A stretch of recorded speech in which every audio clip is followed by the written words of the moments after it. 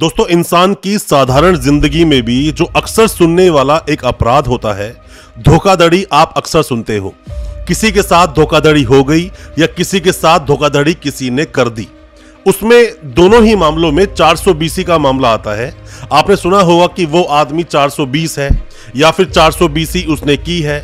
420 जो आईपीसी का एक सेक्शन है, वो एक ऐसा सेक्शन है जो रिलेट करता है धोखाधड़ी को। किसी भी व्यक्ति के साथ चीटिंग हुई या किसी ने किसी के साथ चीटिंग की, धोखाधड़ी की, उसके अंदर 420 पिक्चर में आता है। साथ ही क्या कहता है 417 आईपीसी, 417 जिसमें बोलता है पनिशमेंट फॉर चीटिंग। इसमें सिर्फ और सिर्फ 1 साल की सजा होती है या फिर फाइन लगेगा या फिर दोनों भी हो सकता है। अब 420 की बात करें, जिसके अंदर की जो सजा है, पनिशमेंट होगी 7 साल की, एक्सटेंड भी की जा सकती है, साथ में ही फाइन लगेगा और दोनों भी किया जा सकता है। अंतर क्या है? अंतर को समझिए आप। मान लीजिए कि कोई व्यक्ति किसी को डायमंड्स बेचने के लिए गया और जो डायमंड्स बेचने के लिए गया वो सिर्फ कांच के टुकड़े थे। उसने डायमंड बनाकर उसको बेच दिया। अभी सिर्फ दिया है और चला गया, पैसे की डिलीवरी नहीं हुई, सिर्फ यहीं तक वो मामला था। तो ये मुकदमा 417 ऑफ आईपीसी बन गया। अब मान लीजिए उसने वही जो हीरे बनाकर जो बेच रहा था उस कांच को, उसने बेच दिया, साथ में कुछ पेमेंट भी ले ली, लाखों में करोड़ों में। अब पेमेंट की डिलीवरी भी हो गई, वहां से वो चला जाता है। अब जब पता चलता है, वो उसको बोलता तुमने तो मुझे कांच सब कुछ बेच दिया, पैसा वापस भी नहीं करता है और ये चीटिंग हो चुकी है। तो यहां पर 420 पिक्चर में आ जाता है।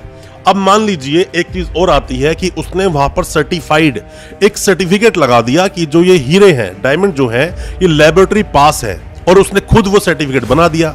तो यहां पर आ गया 467, मतलब 467, जिसके अंदर लाइफ टाइम इंप्रिजनमेंट का प्रावधान है। अगर किसी ने ऐसा किया है तो ये आपको जरूर ऐड कराना चाहिए। और जो लोग आपको बेचने आए थे वो हीरे, वो लोग 2 या 2 से ज्यादा थे, तो यहां 120 बी लग जाएगा। अब मान लीजिए कि पहले उसने आपको ऑनलाइन ट्रैक किया, ऑनलाइन ट्रैक करने के बाद में वहां पे साइन भी उसने कुछ बना दिए, मतलब ऑनलाइन तरीके से फ्रॉड में आकर फिर फिजिकली फ्रॉड हुआ। तो ऐसे मामलों में अब 66C और 66D भी पिक्चर में आ जाएगा। अब ये जो मामले होते हैं 420 के, मान लीजिए उसमें 467 नहीं था या ऑनलाइन फ्रॉड नहीं था, सिर्फ और सिर्फ 420 आपके साथ हुई। ऐसे मामलों में जब भी आप पुलिस स्टेशन जाते हैं एफआईआर कटवाने के लिए, आपने देखा होगा पुलिस जल्दी से एफआईआर नहीं काटती है। और मान लीजिए कि चलो एफआईआर दर्ज हो भी गई, और वैसे तो एफआईआर दर्ज आपकी होगी नहीं पुलिस स्टेशन से, आपको वकील साहब की मदद लेनी ही पड़ेगी।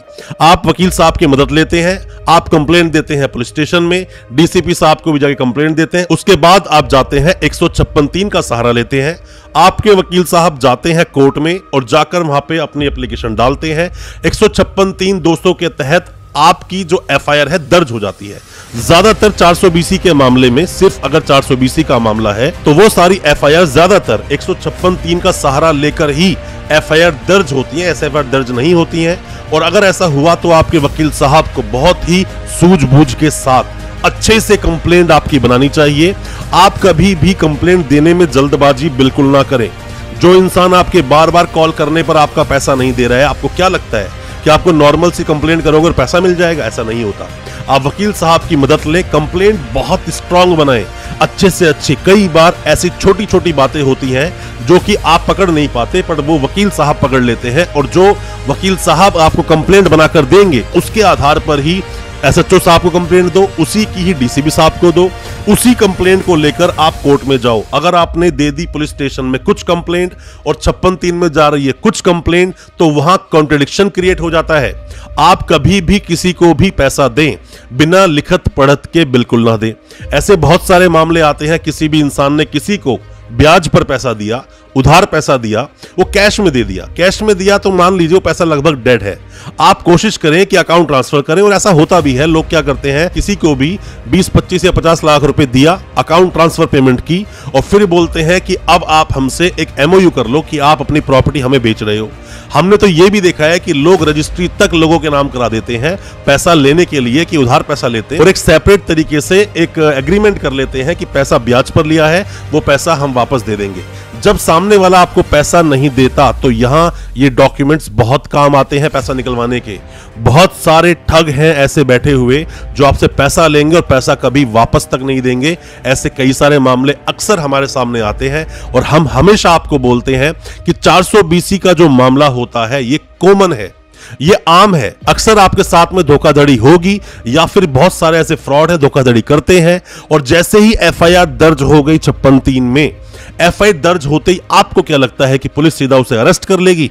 ऐसा बिल्कुल नहीं है। सीधा जैसे ही चार्जशीट लगती है, चार्जशीट लगते ही आपको एक प्रोटेस्ट पिटीशन डालनी है। मतलब कि जो ये चार्जशीट लगी है उसको दोबारा से इन्वेस्टिगेट करवाना है, री इन्वेस्टिगेशन आपको करवानी है। आपको उसके लिए सेटिस्फाई करना होगा मजिस्ट्रेट साहब को कि क्यों आप री इन्वेस्टिगेशन चाहते हैं, और साथ में ही ये भी कोशिश कर लें कि जो री इन्वेस्टिगेशन हो वो दूसरे पुलिस थाने से हो, दूसरे पुलिस स्टेशन से हो। आप पुलिस स्टेशन भी बदलवा सकते हैं, आपका अधिकार है, ऐसे आपका पैसा वापस मिलेगा नहीं, आप सिर्फ और सिर्फ परेशान रहेंगे।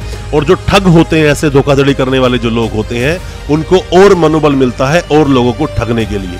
आपके साथ ऐसी कौन सी घटना हुई है, आपके साथ क्या घटना हुई है और आप हमसे क्या एडवाइस चाहते हैं? आप कोई भी किसी भी तरह की अगर एडवाइस चाहते हैं, आप हमें कमेंट बॉक्स में अपना सवाल पूछें। और अगर कोई केस डिस्कस करना चाहते हैं तो अपनी एफआईआर को शेयर करें हमारे साथ, हमें व्हाट्सएप करें, हो सकता है हम उसमें आपकी कोई मदद कर सकें। और दोस्तों, अच्छा लगा हो आज का वीडियो, हमारी इस वीडियो को ज्यादा से ज्यादा अपने दोस्तों, परिजन, परिवार में शेयर करें ताकि वो भी अपने आप को कानूनी जानकार बना सके। और हमारे चैनल को सब्सक्राइब करना बिल्कुल ना भूलें, साथ में लगा बेल आइकन जरूर दबा दें ताकि इसी तरह की लीगल अवेयरनेस की वीडियोस हम आपके लेकर आ सके सबसे पहले। बहुत बहुत शुक्रिया दोस्तों, धन्यवाद हमारी इस वीडियो के साथ बने रहने के लिए।